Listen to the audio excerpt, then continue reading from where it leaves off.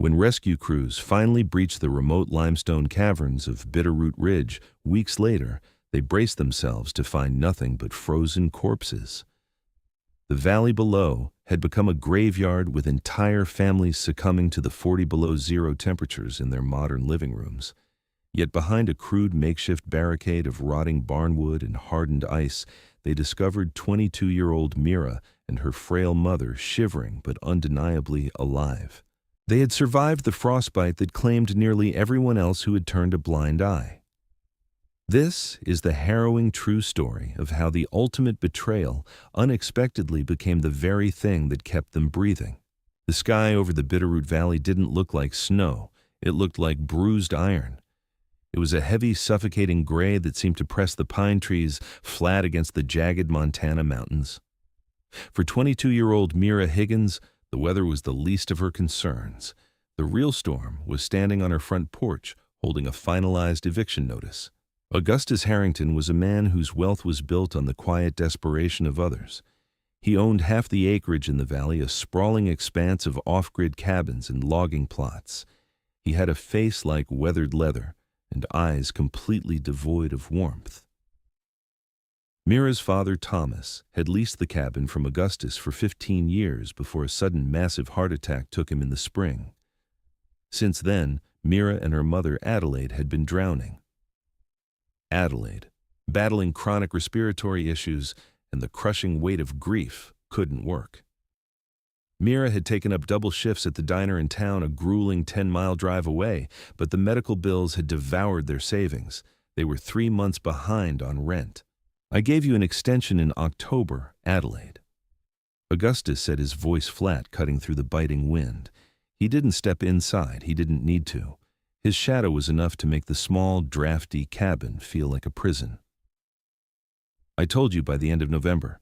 Today is the 28th. Adelaide, wrapped in a threadbare quilt, leaned heavily against the kitchen counter. Her breathing was a shallow, reedy rattle. "Augustus, please. The radio says a front is moving in. Just give us until Monday. Mira gets paid on Friday. We'll have enough for 1 month, I swear it." "A month doesn't fix 3, Augustus replied, pulling his thick shearling collar up around his neck. "My nephew is moving up from Boise. He needs a place by tomorrow. I told you this was coming. You've had weeks to figure it out." Mira stepped between them, her jaw set though her hands trembled. "You can't do this. Look at her. She has pneumonia, Augustus. If you put us out today, you might as well be putting a gun to her head." Augustus's expression didn't flicker. He reached into his coat pocket, pulling out a heavy iron key, the master key to the padlocks he was about to install on the doors. "The sheriff signed the order yesterday. You have 1 hour to get your personal items out. After that, I'm changing the locks, and anything left inside is my property to cover the back rent." It was a legal maneuver, brutal and precise. In a county this remote, the sheriff was an hour away and rarely intervened in Augustus's property disputes. There was no one to call. Their old Subaru had blown a head gasket 3 weeks prior, sitting dead in the frozen mud of the driveway. They were 10 miles from the nearest town, entirely isolated, with a mother who could barely walk to the mailbox. Panic, cold and sharp, seized Mira's chest. For the next 60 minutes, the cabin became a blur of frantic, desperate movement. She shoved clothes into garbage bags, grabbed their heavy winter coats, the remaining canned food, a box of matches, and her father's old hunting knife. Adelaide tried to help, but her hands shook so violently she dropped a framed photograph of Thomas, the glass shattering across the cheap linoleum floor. "Leave it!" Mira choked out, grabbing her mother's arm. "Mom, leave it! We have to go!" When the hour was up, Augustus stepped inside. He didn't say a word as he picked up Mira's packed duffel bags and tossed them out onto the frost-heaved dirt of the front yard. The thud of the canvas hitting the ground sounded like a gavel falling. "Time's up," Augustus said. Mira wrapped a heavy wool scarf around her mother's neck, her heart hammering a frantic rhythm against her ribs. She supported Adelaide's weight as they stepped off the porch. The wind had picked up, slicing through their layers of clothing like a razor. It wasn't just cold, it was an aggressive, bitter chill that stripped the moisture from their eyes and lungs. They stood in the dirt road, 2 discarded lives amidst a handful of bags, as Augustus slammed the heavy oak door shut behind them. The metallic click of the padlock echoing in the silent woods was a sound that would haunt Mira's nightmares for years to come. Augustus climbed into his heated Ford King ranch truck, the engine roaring to life. He rolled the window down just a crack. "There's a bus out of town at 4 p.m., he said. "Suggest you start walking." With that, he drove off his tires, kicking up a spray of frozen gravel, leaving them completely alone. Mira looked up at the sky. The bruised iron color had darkened to an abyssal black. The temperature was dropping fast. What neither Augustus nor Mira knew was that this wasn't just a winter front. It was a freak atmospheric anomaly meteorologists would later dub the Siberian Express, a polar vortex that had shattered boundaries, dragging Arctic air straight down into the valley. The temperature was about to plummet 40 degrees in a matter of hours. Mira picked up the heaviest duffel bag, slung it over her shoulder, and put her other arm firmly around her mother's waist. "Come on, Mom. We just have to make it to the main road. Someone will pick us up." But as the first flakes of snow began to fall, hard, dry, and stinging like tiny shards of glass, Mira realized with a sickening drop in her stomach that they weren't going to make it to the main road. They were walking into a death trap. The first mile took them nearly 45 minutes. Under normal circumstances, a walk down the logging road was a scenic stroll. Today, it was a battle against an invisible crushing force. The wind howled through the pine trees, a high-pitched shrieking sound that drowned out everything else. The snow, which had started as a smattering of hard flakes, quickly escalated into a blinding whiteout. Mira could barely see 10 feet in front of her. The world had lost all its color, reduced to a chaotic, swirling canvas of aggressive white. Beside her, Adelaide was failing. Her wheezing had turned into a wet, rattling cough, and her legs were giving out. "Mira!" Adelaide gasped, her words snatched away by the gale. "I need to sit just for a minute." "No!" Mira screamed over the wind, tightening her grip on her mother. She knew the golden rule of the cold: if you sit, you sleep. If you sleep, you die. "Keep your legs moving, Mom, just a little further." Mira's own body was screaming in protest. The cold was a physical weight pressing into her bones. She couldn't feel her toes anymore, and her fingers wrapped tightly around the strap of the duffel bag felt like they were made of wood. She checked her watch. It was only 2 p.m., but the sky was so dark it looked like late evening. The temperature had plummeted drastically. She could feel the moisture freezing inside her nostrils with every breath. By the second mile, Adelaide collapsed. Her knees buckled, and she dragged Mira down with her into the rapidly accumulating snowdrifts. "Mom, get up!" Mira hauled on her mother's arm, tears of sheer panic freezing on her cheeks before they could even fall. "I can't," Adelaide whispered, her eyes half closed, a terrifying apathy settling over her pale features. "I'm so warm, Mira. I just want to rest. Go on without me. Save yourself." It was paradoxical, undressing the final lethal stage of hypothermia, where the brain starved of oxygen and freezing blood misfires and convinces the victim they are burning up. Adelaide weakly pawed at the zipper of her coat. "Stop it." Mira slapped her mother's hands away, fear making her aggressive. She looked around wildly. They were in the middle of nowhere. No cars had passed. No one was coming. The main highway was still 8 miles away. They would be dead in less than an hour. Then, through a brief break in the swirling snow, Mira saw a jagged silhouette rising against the gray timberline. The old Miller property. Decades ago, a massive dairy farm had sat on the ridge. It had burned down in a tragic electrical fire long before Mira was born, leaving only the charred stone foundation and the skeletal remains of a massive sprawling barn that had partially collapsed in on itself. But Mira remembered something her father had told her when they used to hunt near this ridge. Behind the Miller barn, the limestone gives way. There's a network of caves, deep ones. "Mom, listen to me," Mira yelled, putting her face inches from Adelaide's. "There's a cave up ahead. We just have to get to the barn. Do you hear me?" 10 minutes. With a surge of adrenaline born of pure primal survival instinct, Mira hauled her mother to her feet. She abandoned the heavy duffel bag of clothes in the snow. It was dead weight now. She kept only the smaller backpack containing the food matches and the knife. The trek up the incline toward the ruined barn was agonizing. The snow was knee-deep, pulling at their boots like wet cement. Every step was a negotiation with gravity and exhaustion. Adelaide was essentially dead weight, her boots dragging trenches in the snow. Mira's lungs burned a sharp coppery taste flooding her mouth as she pushed her body far past its breaking point. They reached the ruins of the Miller barn. The skeletal beams loomed out of the whiteout like the ribs of a giant long-dead beast. Half of the roof had caved in, and the wind whipped violently through the decaying wooden slats. It offered no shelter. But Mira pushed past it, dragging her mother toward the rock face behind the structure. She frantically wiped snow from her eyes, searching the jagged limestone. "Please, Dad. Please let you be right." There. A dark fissure in the rock about 6 feet high and 4 feet wide. Mira practically threw herself and her mother into the opening, collapsing onto the hard, dry dirt of the cave floor.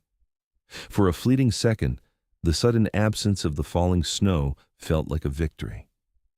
But as Mira lay there panting, staring into the dark expanse of the cavern, a horrifying realization washed over her. The wind was howling straight into the cave mouth, turning the rocky tunnel into a natural wind chute. It was a funnel for the sub-zero air. While they were out of the direct snowfall, they were still fully exposed to the catastrophic drop in temperature. The cave was a deep frozen tomb. Adelaide lay motionless on the dirt, her lips a bruised, terrifying shade of blue. Her breathing was dangerously shallow. Mira scrambled to her feet, her mind racing. They were out of the storm, but the storm was coming in to get them. If they stayed in this open tunnel, they would freeze to death just as surely as if they had stayed on the road. They needed a barrier. They needed to seal the cave. She looked out the mouth of the cave, back toward the skeletal remains of the Miller barn faintly visible through the blinding snow.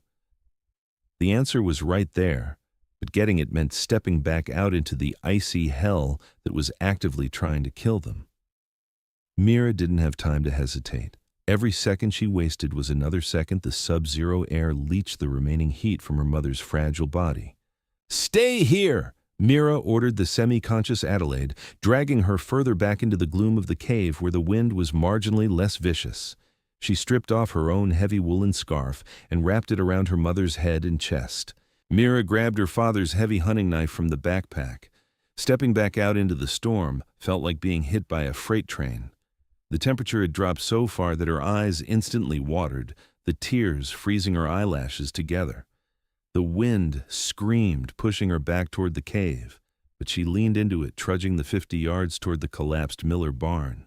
The barn was a chaotic mess of rotting timber, rusted corrugated tin and iron nails. She needed wood-large flat pieces to block the entrance. She found a section of the collapsed wall where the heavy oak siding was still somewhat intact, though weathered by decades of brutal Montana winters. She jammed the thick steel blade of the hunting knife between 2 overlapping planks, using it as a makeshift crowbar. She threw her entire body weight against the handle. The wood groaned frozen solid. Mira screamed in frustration, kicking the plank with her heavy winter boot. With a sharp crack, the rusty nails gave way, and a massive 6-foot plank of old barnwood clattered into the snow.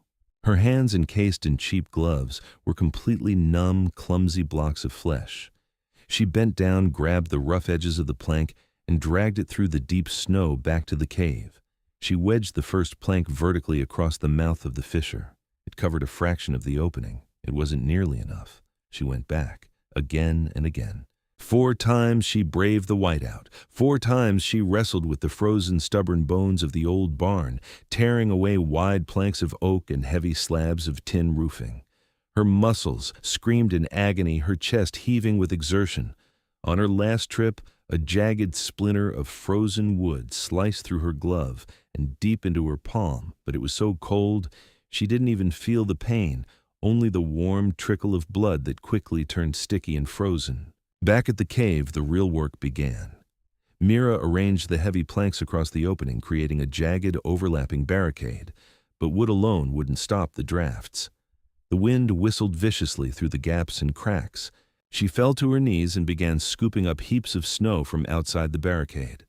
She packed the snow tightly into the gaps between the boards, working it like mortar. The intense cold worked to her advantage here. Within minutes, the snow froze solid, turning the wooden barricade into an impenetrable wall of ice and oak. She packed mud and loose rocks along the bottom edge, sealing it completely against the cavern floor. When she finally shoved the last piece of wood into place, sealing the final gap, the transformation was instantaneous and terrifying. The roaring, deafening shriek of the wind abruptly vanished, replaced by an absolute ringing silence.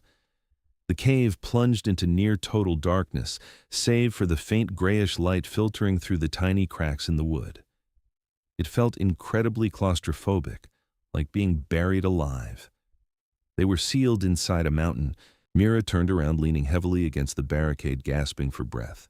The air inside the cave was freezing, but the deadly wind chill was gone. It was still. It was manageable. "Mom!" Mira whispered, her voice echoing strangely against the limestone walls. A weak groan came from the darkness. Mira fumbled in her backpack with numb, clumsy fingers until she found the heavy-duty flashlight. She clicked it on. The beam swept across the cave. It was larger than she had thought, stretching back some 30 feet before narrowing into a tight crawl space. The ceiling was high, maybe 10 feet up, with a jagged fissure running along the top, a natural chimney.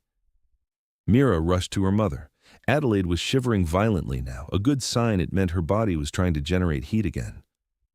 "We need a fire," Mira muttered to herself.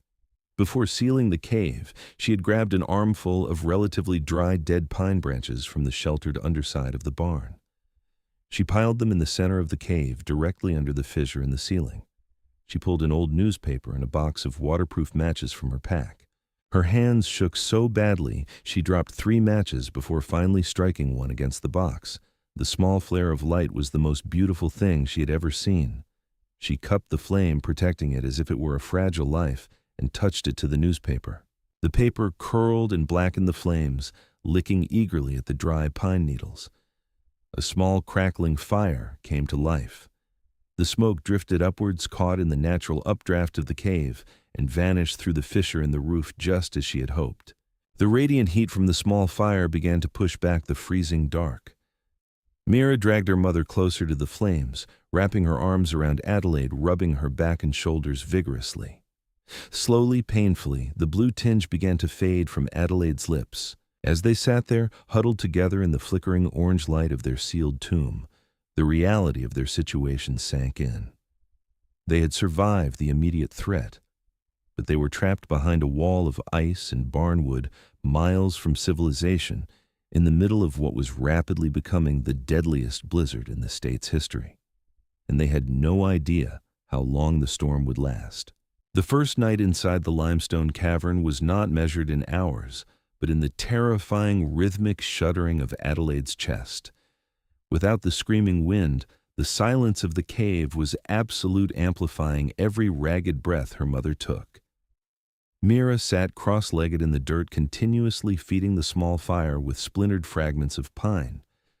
The flames cast long dancing shadows against the jagged walls, creating grotesque silhouettes that seemed to mock their desperation. Now that the immediate adrenaline of sealing the cave had worn off, Mira was forced to confront the bitter arithmetic of their survival. She pulled the backpack onto her lap and unzipped it with stiff, bruised fingers. The inventory was pitiful. 2 cans of condensed chicken noodle soup, a half-eaten bag of pretzels, a nearly empty plastic jar of peanut butter, the heavy hunting knife, a flashlight with fading batteries, and 10 waterproof matches. That was it. That was the sum total of the resources meant to sustain 2 human lives against the deadliest blizzard in a century. Mira. Adelaide's voice was a fragile whisper, barely audible over the crackle of the burning pine needles.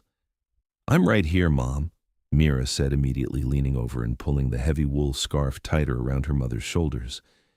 Did Augustus lock it?" "Yes."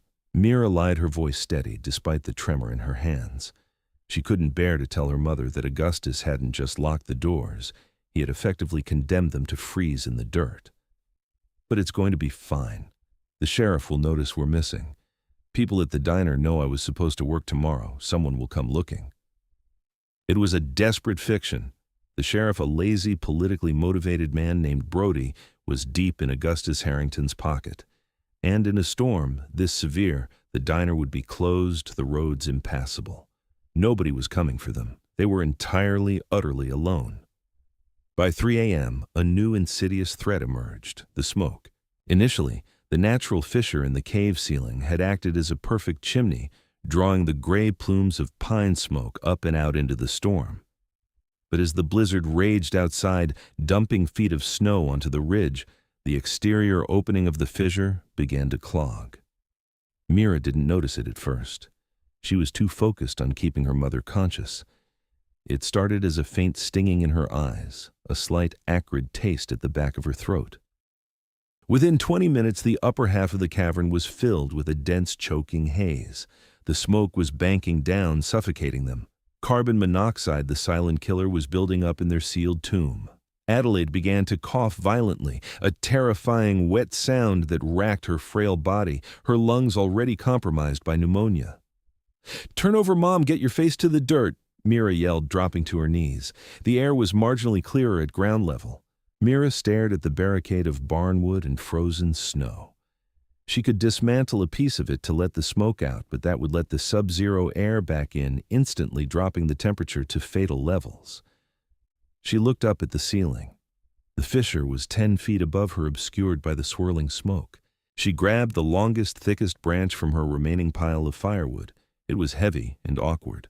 Coughing uncontrollably, tears streaming down her face from the stinging smoke, Mira dragged a heavy flat rock to the center of the cave. She climbed onto it, her legs trembling from exhaustion and lack of food. Reaching up, she jammed the heavy branch into the fissure. She hit a solid wall of packed snow and ice. Crack! Crack! She thrust the branch upward repeatedly, her shoulders screaming in agony. The smoke was so thick now she could barely see her own hands. Her lungs burned as if she were breathing in ground glass. Dizziness washed over her. The toxic air was suffocating her brain. If she passed out now, they would both die in their sleep, asphyxiated before the cold ever touched them. With a final guttural scream, Mira drove the heavy branch upward with every ounce of strength she had left. A heavy thud echoed above, followed by a rush of freezing air and a cascade of loose snow that dumped directly onto her face and shoulders. The blockage was cleared.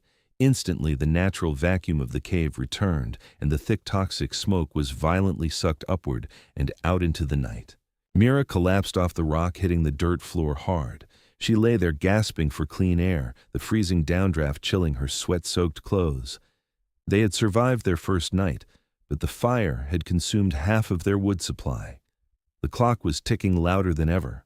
Day 2 bled into day 3, with no change in the light filtering through the tiny cracks in the wooden barricade.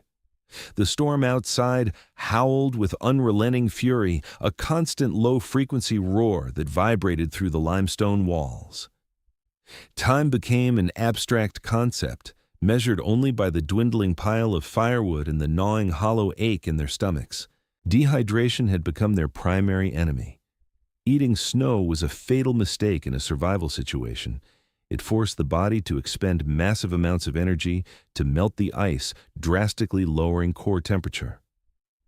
Mira had managed to melt small handfuls of snow in the empty soup cans over the fire, but it yielded only a few agonizingly small sips of metallic-tasting water at a time. It wasn't enough. Adelaide's lips were cracked and bleeding, her skin taking on a terrifying, waxy pallor. "I have to look deeper inside," Mira told her mother, her voice raspy. "There has to be water. This is limestone. Water carves these caves." Armed with the heavy-duty flashlight, Mira left the small ring of warmth and ventured into the pitch-black throat of the cavern. The air grew noticeably colder the deeper she went, a damp, heavy chill that seeped straight into her bones. The floor became uneven, littered with fallen stalactites and slick patches of moss. About 40 feet back, the tunnel narrowed abruptly. Mira squeezed through a tight fissure, the rough rock tearing at her heavy coat. As she emerged on the other side, the beam of her flashlight swept across a massive secondary chamber. The ceiling vaulted high above her, sparkling with mineral deposits. And then she heard it. Drip, drip, drip. It was the most beautiful sound in the world. Mira scrambled toward the noise, slipping on the slick rocks. At the far end of the chamber, a slow, steady trickle of groundwater was weeping from a crack in the stone, pooling into a small, crystal-clear basin carved into the floor by centuries of erosion. Mira fell to her knees and cupped her hands, bringing the freezing water to her lips. It was crisp, tasting strongly of minerals, but it was salvation. She hurriedly unzipped her backpack and pulled out the empty plastic peanut butter jar, washing it out quickly before filling it to the brim. When she returned to the front of the cave, she found Adelaide sitting up, her eyes wide and feverish. The delirium had set in. "Thomas," Adelaide whispered, staring right through Mira, addressing her late husband. "Did you hide them, Thomas? He'll kill us if he finds them." Mira froze, the jar of water trembling in her hand. "Mom, it's me. Mira, Dad isn't here." Adelaide violently shook her head, her thin hands clutching the wool scarf. "He knows, Tommy. Augustus knows you took the ledger. He knows you took the soil samples to the state inspector. That's why he locked us out. He's burying it. He's burying us." The words hit Mira like a physical blow. She knelt beside her mother, forcing the jar of water to her chapped lips. "Drink, Mom. Just drink." As Adelaide weakly swallowed the water, the pieces of a horrifying puzzle began to click together in Mira's mind. For months before his sudden heart attack, her father had been acting paranoid. He had spent weeks hiking the upper ridge, taking photographs of Augustus Harrington's new logging operations. He had mentioned something about the river running orange near the old mill, about illegal chemical runoff seeping into the county's water table. Augustus Harrington wasn't evicting them over a few months of back rent. He was executing a calculated cover-up. Thomas had hidden the evidence somewhere in the cabin. With Thomas dead, Augustus needed Adelaide and Mira gone so he could tear the place apart and destroy the proof before the spring thaw brought federal inspectors. By tossing them out into a freak polar vortex with no vehicle and no phone, Augustus had committed the perfect untraceable murder. The elements would do his dirty work for him. A new white-hot emotion flared in Mira's chest, burning away the lethargy of the cold. It was pure, unadulterated rage. They weren't just victims of a storm anymore. They were survivors of an attempted assassination, and Mira suddenly swore to herself, staring into the dying embers of the fire, that Augustus Harrington would not get away with it. She was going to live, if only to see him rot in a federal prison. But to do that, she had to survive the next 24 hours. And looking down at the fire, her heart sank. They were down to 3 branches. The wood was gone. By the morning of the 4th day, the fire finally died. Without the radiant heat, the ambient temperature in the cavern plummeted with terrifying speed. The dampness in the air began to freeze, coating the rock walls in a thin, shimmering layer of white frost. Mira and Adelaide huddled together beneath every piece of clothing they possessed, wrapped in a tight, shivering ball. The silence was deafening. "Me? Mira?" Adelaide murmured, her voice barely a thread. She wasn't shaking anymore. That was the most dangerous sign of all. Her body had given up trying to generate heat. "It's so dark. I can't feel my hands." "I know, Mom. I'm going to fix it. I promise." Mira extricated herself from the makeshift bed. Her own joints screamed in protest, stiff and agonizingly painful. She had no choice. She had to breach the barricade. She had to go back out into the ruins of the Miller barn and scavenge more wood, or they would be dead by nightfall. She picked up the hunting knife. Her hands were clumsy, encased in her torn gloves. She approached the wall of barnwood and frozen snow. The storm outside seemed to have quieted slightly. The high-pitched shriek of the wind had dulled to a heavy moan, but the cold radiating through the cracks was still lethal. Mira selected a wide plank near the bottom right of the entrance. She used the heavy steel hilt of the knife to chip away at the frozen snow, acting as mortar. It was like chiseling solid concrete. It took her 20 agonizing minutes of chipping and prying before the heavy oak board finally groaned and shifted. With a hard yank, she pulled the board inward. Instantly, a blast of blinding white light and sub-zero air rushed into the dark cavern. The cold hit her like a physical punch to the chest, stealing the breath from her lungs. The snow outside was piled 4 feet high against the barricade. Mira dropped to her knees, preparing to crawl through the narrow opening to reach the barn debris. But as she leaned forward, a shadow detached itself from the blinding glare of the snow outside. Something moved in the trench she had dug days prior. A low, guttural snarl vibrated through the freezing air.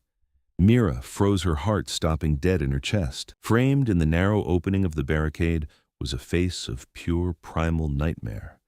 It was a mountain lion, but it didn't look like the majestic creatures her father used to point out on the high ridges. This animal was skeletal, its fur matted with ice and snow, its eyes wide with the maddening desperation of starvation. The freak blizzard had wiped out its prey, and it was starving to death. And it had smelled them. Before Mira could even react, the massive cat lunged. It didn't try to climb over the snowdrift. It forced its head and massive muscular front shoulders straight into the narrow gap Mira had just opened in the barricade. Mira screamed, falling backward into the dirt. The cougar's jaws snapped wildly, its yellowed teeth missing her face by mere inches. Its heavy claws tore at the frozen wood of the barricade, splintering the oak as it tried to squeeze its narrow hips through the gap. If it got completely inside, they were dead in seconds. Adrenaline, sharp and violent, flooded Mira's system. She didn't think. She reacted with the pure instinct of a cornered animal. She scrambled forward, gripping the heavy hunting knife in both hands. The cougar let out a deafening, terrifying yowl, reaching a massive paw through the gap, its claws slicing through the heavy fabric of Mira's coat and digging deep into her left shoulder. Pain exploded in her arm, but she ignored it. With a feral scream of her own, Mira drove the 6-inch steel blade of the hunting knife directly into the thick, muscular shoulder of the beast. The cat shrieked a sound like a woman screaming in agony and violently jerked backward, ripping the knife from Mira's grip. The weapon clattered into the deep snow outside. The cougar thrashed, bleeding heavily onto the white snow, but the wound wasn't fatal. It snarled again, its eyes fixed on Mira, preparing to force its way back through the hole. Mira frantically searched the floor of the cave. She grabbed the heavy oak plank she had just removed. It was 6 feet long, weighing nearly 30 pounds. As the mountain lion lunged forward again, shoving its bloody head back into the cavern, Mira swung the heavy plank like a baseball bat. The edge of the oak board connected with the side of the cat's skull with a sickening crack. The sheer force of the blow stunned the starving predator. It collapsed backward into the snowdrift, dazed and bleeding, its survival instinct finally overriding its hunger. It scrambled to its feet, limping heavily on its wounded shoulder, and vanished into the swirling whiteout. Mira didn't wait to see if it would return. Sobbing hysterically, bleeding profusely from the deep lacerations on her shoulder, she grabbed the oak plank and jammed it violently back into the opening. She packed the loose, bloody snow around the edges, sealing them back into the dark. She collapsed against the wooden wall, sliding down into the dirt, clutching her bleeding shoulder. She had survived the beast, but she had lost her knife and she had failed to get any wood. The cold was rushing back in, settling over them like a shroud. The darkness was absolute once again, and for the first time since the eviction, Mira felt the horrifying, icy grip of true despair. The darkness inside the cavern was no longer just the absence of light. It felt like a physical entity, a crushing weight that pressed against Mira's chest. Her left shoulder throbbed with a sickening hot rhythm.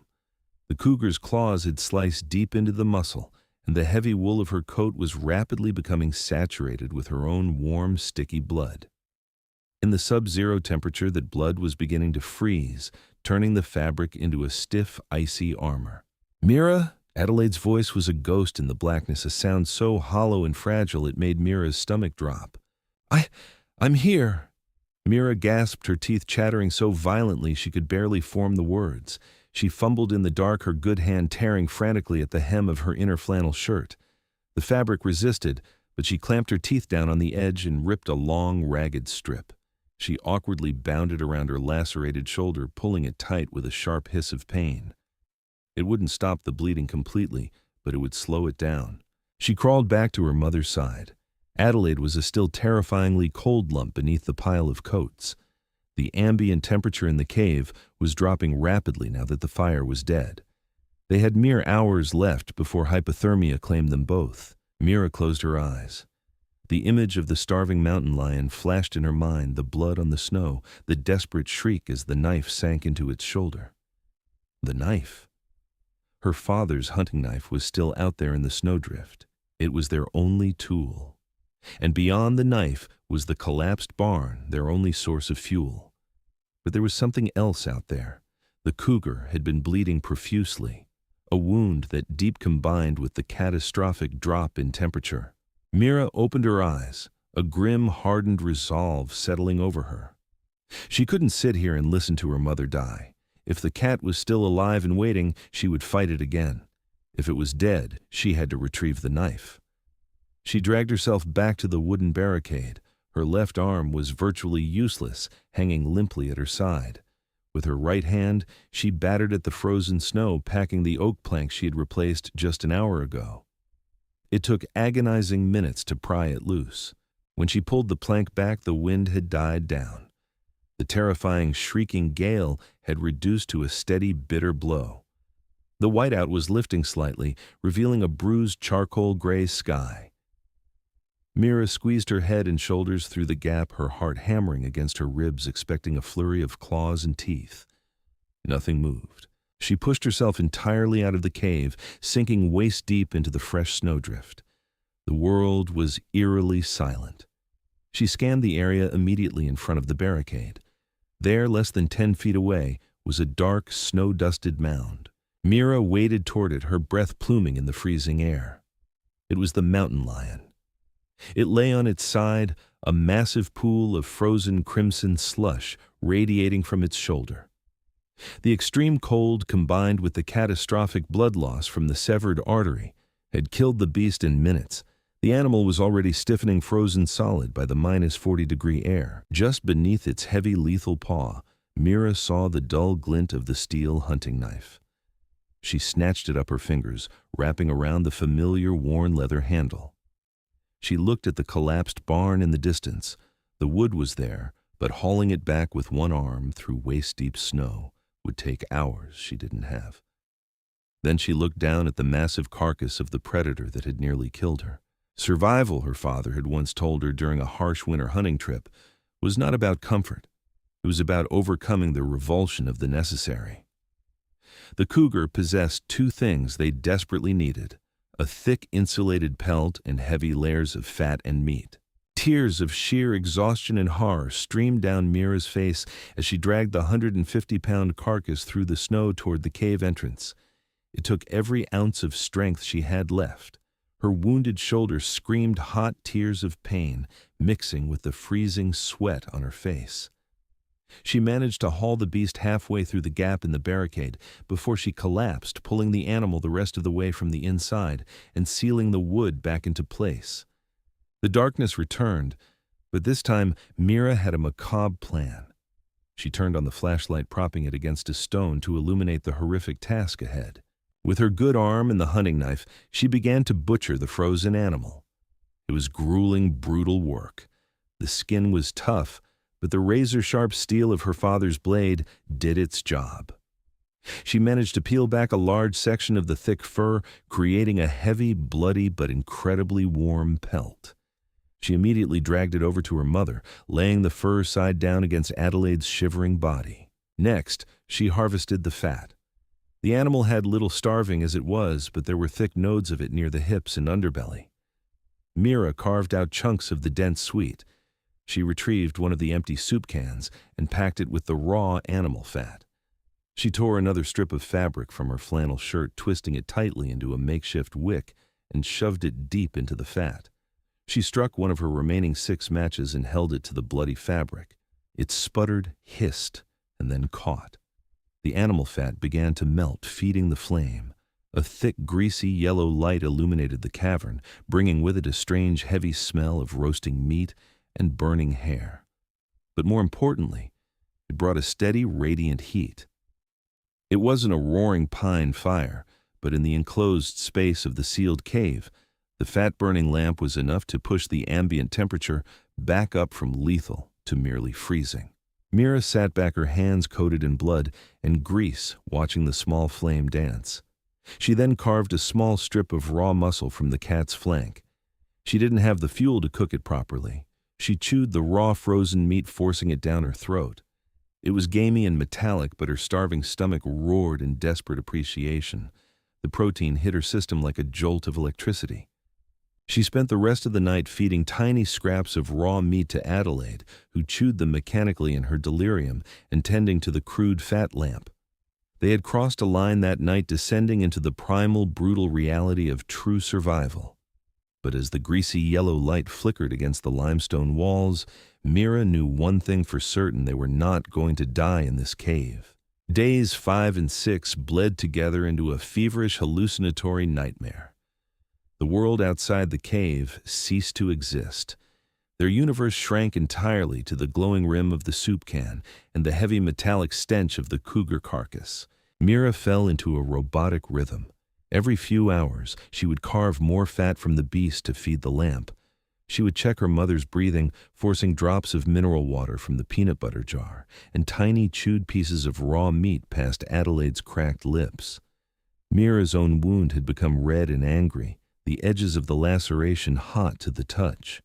Infection was setting in, bringing with it a low-grade fever that made the freezing cave feel strangely, dangerously warm. Adelaide fluctuated between terrifying, death-like stillness and bouts of lucid panic. In her moments of clarity, she wept, apologizing to Mira for not fighting Augustus harder, for letting her husband's death destroy them. "It's not your fault, Mom," Mira rasped her throat, feeling like it was coated in sand. She held her mother's frail, grease-stained hand. "Augustus did this, and when we get out of here, I'm going to make sure the whole world knows." He's a monster, Mira," Adelaide whispered, staring up at the jagged ceiling. "He knew Tommy had the ledger. He knew it proved everything. The poisoned water, the illegal dumping. He's going to burn our cabin to the ground." "He won't find it," Mira said fiercely, though she had no idea where her father had hidden the evidence. "We're going to get it first." On the morning of the 7th day, the atmosphere in the cavern changed. The heavy, oppressive pressure in the air, the atmospheric weight of the polar vortex lifted. The absolute silence that had reigned for days was suddenly broken by a sound so foreign it made Mira jump. Drip, splash, water. The frost coating the upper walls of the cavern was beginning to weep. Mira dragged herself to the barricade and pressed her face against a crack in the wood. A blinding, agonizingly bright ray of sunlight shot through the gap, piercing her retinas. The storm was over. The sky outside, visible through the tiny sliver, was a brilliant, cloudless azure blue. The temperature had finally broken. Then she heard it. It was faint at first, a high-pitched mechanical whine echoing off the limestone ridge. It sounded like an angry hornet. Then another joined it, and another. Snowmobiles. "Mom!" Mira gasped, tears welling in her eyes, tracking through the dirt and dried blood on her face. "Mom, they're here. Someone's here." Mira grabbed the heavy oak plank she had used as a door. Her left arm was entirely numb now, useless and swollen with infection, but adrenaline gave her right arm the strength of 10 men. She yanked the board backward, ripping it free from the melting snow. She crawled out into the blinding sunlight, collapsing into the brilliant, sparkling snow. The cold was still sharp, but compared to the brutal -40 vortex, it felt like spring. Down in the valley, a quarter-mile below the ridge, 3 black dots were weaving through the snow-draped pine trees. Mira stood up, her legs trembling violently. She looked like a wild creature, her clothes torn and soaked in dried blood, her face smeared with soot and grease, draped in the crude, bloody pelt of a mountain lion. She filled her lungs with the crisp, clean air and screamed, "Here, up here!" The lead snowmobile slowed the driver, looking up toward the ruined Miller barn. He pointed. The machines suddenly veered off the logging road, gunning their engines as they powered up the steep, snow-packed incline toward the cave. As they crested the ridge, the lead driver cut his engine. It was Sheriff Brody, bundled in a neon yellow search and rescue parka. Behind him on the second machine sat a paramedic. But it was the rider on the third snowmobile that made Mira's blood run completely cold, freezing her from the inside out. Augustus Harrington. He stepped off his machine, pulling off his polarized goggles. For a split second, as his eyes landed on Mira standing outside the cave entrance, she saw it. It wasn't relief. It wasn't shock. It was absolute unfiltered fury. He had come on the recovery mission expecting to find 2 frozen corpses, a tragic casualty of the storm that would neatly tie up his loose ends. He hadn't expected the girl to survive. "Good God!" Sheriff Brody breathed, wading through the snow toward her, his hand resting instinctively on his utility belt. Mira Higgins, is that blood?" "My mother is inside," Mira said, her voice a harsh, guttural croak. She didn't look at the sheriff. Her eyes were locked dead on Augustus. "She's alive. We need a medevac helicopter now. Her lungs are failing." The paramedic rushed past Brody, grabbing a trauma bag and squeezing through the gap into the cave. Augustus slowly walked forward. He adopted a mask of deep paternal concern, but his eyes were like chips of flint. "Mira, it's a miracle. We've been looking for you for days. When the storm hit, I felt terrible about the eviction. I came back to get you, but you were already gone." It was a flawless lie, perfectly delivered for the sheriff's benefit. Augustus reached out, pretending to help support her weight. As his thick gloved hand clamped down hard on her uninjured shoulder, he leaned in close, his mouth inches from her ear. "You should have died in the dirt, little girl," he whispered, his voice so low only she could hear it. "Whatever you think you know, whatever Tom has told you, it dies with you. You say a word against me and I'll make sure Adelaide doesn't make it out of that hospital." Mira didn't flinch. She didn't pull away. The last 7 days in the dark, surviving on raw meat and sheer willpower, had burned away every ounce of fear she had left. She turned her head, looking Augustus dead in the eyes.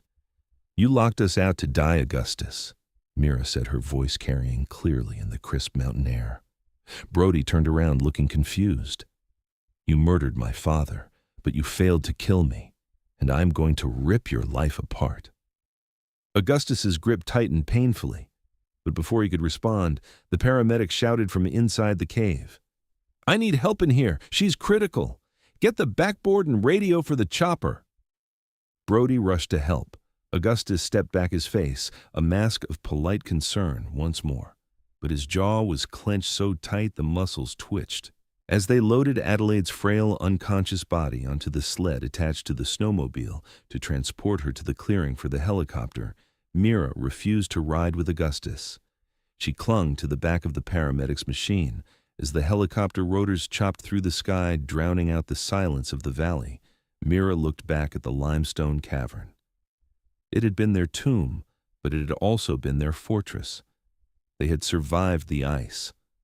Now, it was time to bring the fire to Augustus Harrington. The fluorescent lights of the Bitterroot County Medical Center were a jarring contrast to the darkness of the cave. For 3 days, Mira sat beside her mother's bed in the ICU. Adelaide was battling severe double pneumonia and extreme frostbite on her extremities, kept alive by a ventilator and a cocktail of strong antibiotics. Mira herself had undergone surgery to debride and stitch the infected cougar laceration, her arm now bound tightly in a sling. Sheriff Brody had visited, once notebook in hand, trying to close the file. He had suggested with heavy implication that the trauma of the storm had caused Mira to hallucinate Augustus's threats. "It was a tragic misunderstanding, Mira. Augustus feels terrible. Let's not make accusations we can't prove." Mira had simply stared at him until he nervously excused himself. She knew she couldn't trust the local authorities. Augustus owned the town, but he didn't own the state. On the 4th day, Mira slipped out of the ICU and used a hospital payphone. She didn't call the police. She called the regional office of the Environmental Protection Agency in Helena, demanding to speak to the head investigator. She detailed her father's suspicion, the illegal logging operations, the poisoned water table near the old mill, and Augustus Harrington's desperate, murderous attempt to cover it up. By noon the next day, a man in a sharp gray suit walked into the hospital waiting room. He flashed a badge that read, "Gregory Finch, State Environmental Crimes Division." "Miss Higgins," Finch said, sitting across from her, his expression serious.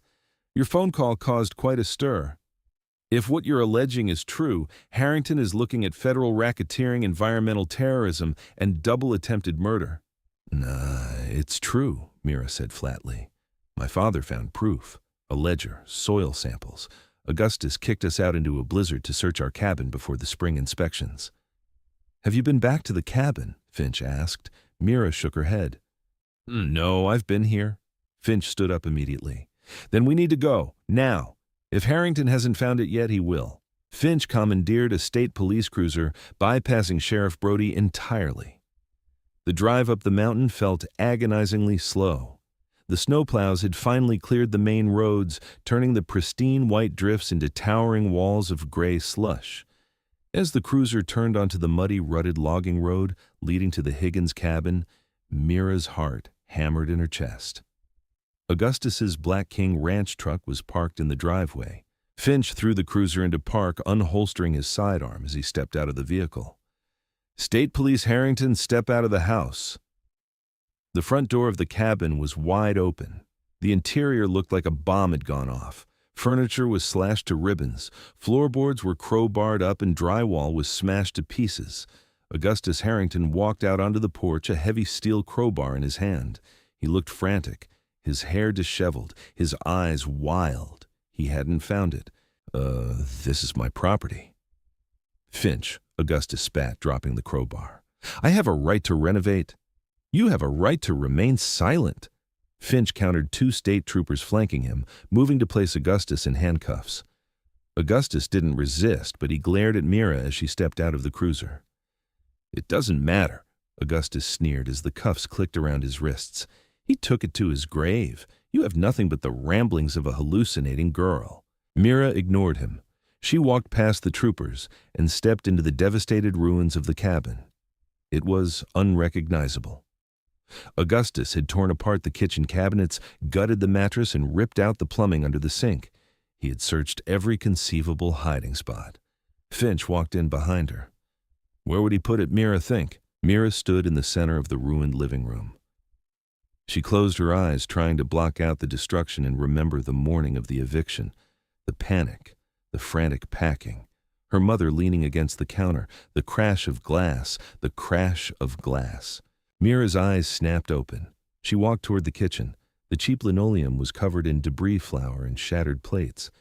She dropped to her knees, ignoring the pain in her shoulder, and began pushing through the mess with her good hand. Underneath a ripped pile of dish towels, she found it. The framed photograph of her father, the one Adelaide had dropped in her panic, right before Augustus forced them out the door. The glass was shattered, the wooden frame splintered. Augustus had walked right over it, assuming it was just collateral damage from their frantic exit. Myra picked it up carefully. She flipped it over. The cardboard backing of the frame was thick, held in place by rusted metal tabs. With trembling fingers, she bent the tabs back and removed the cardboard. Taped flat against the inside of the backing was a sealed waterproof plastic pouch. Inside the pouch was a small black leather moleskin notebook, the ledger. Beside it were 3 heavy plastic vials filled with dark, murky water and soil, the samples. Thomas Higgins had hidden the evidence in plain sight right behind his own smiling face. Mira pulled the pouch free and stood up, walking back out onto the porch. Augustus was in the back of the cruiser, staring at her through the plexiglass window. Mira held the plastic pouch up in the air, ensuring he had a clear view of the black notebook and the vials. She watched as all the color drained from Augustus Harrington's face. The smug arrogance shattered, replaced by the crushing realization that he had lost everything. He had thrown them to the wolves, and the wolves had spit them back out to destroy him. Got him, Finch said softly, taking the pouch from Mira's hand.